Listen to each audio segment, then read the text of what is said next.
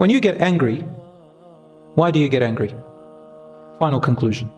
Why do we get angry? Anyone tell me why we get angry? What is ghadab? Why? Things go wrong.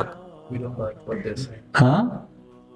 We don't like what someone's saying? Yeah, but why? Huh? Don't get what you want? We disagree. So we react to what we see with our limited vision.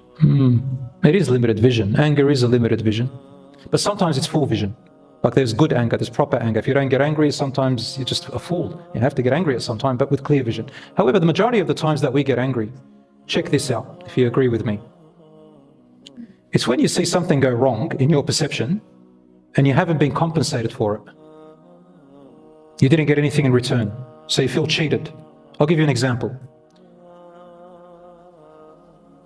Why do road rages happen? Someone cut you off.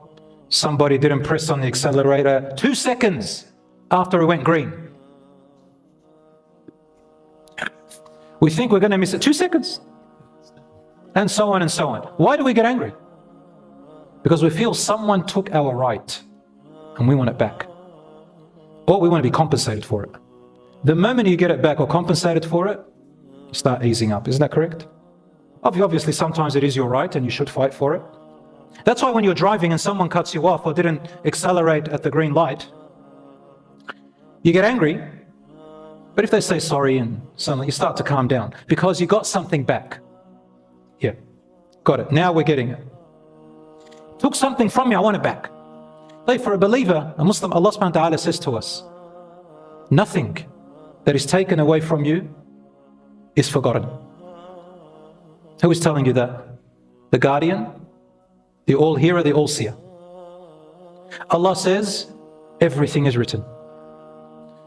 Anything you put forth, وَمَا تُقَدِّمُوا لِأَنفُسِكُمْ, whatever you put forth for yourselves, مِنْ خَيْرٍ, of good deeds, تَجِدُوهُ عِنْدَ اللَّهِ.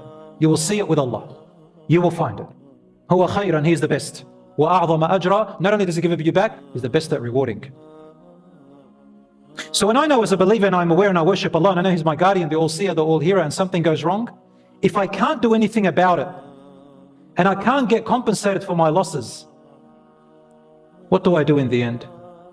I know that inshallah there's still, Allah won't let it go lost, now or later. Now or later. That's one way, fa means so, that's one way that I've learned in my life to keep my anger minimized. I still get angry, but minimized.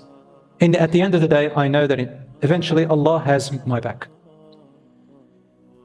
So my dear brothers and sisters, if you want this ultimate patience and this ultimate foresight and this ultimate peace, then do this. The Prophet, peace be upon him, said to Jibreel, angel Gabriel, in a long hadith in front of his companions, tell me about Islam.